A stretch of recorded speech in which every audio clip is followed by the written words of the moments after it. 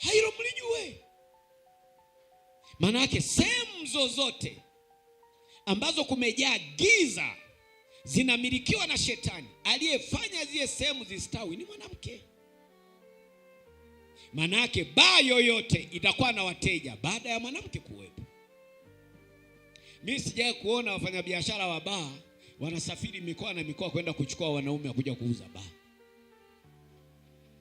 ila wanasafiri kwenda kuchukua wanawake wa kuja kuuza. Mbeya huko dadagu wangu wamejaa, dadagu wangu huko. Tena Njombe kama huku si weusi ndo wengi, wanaenda Singida kwa tweupe Singida. Wamejaa. Lakini kuna mwanaume anaenda kuchukuliwa kokote. Kwa nini? Jiulize mwanamke.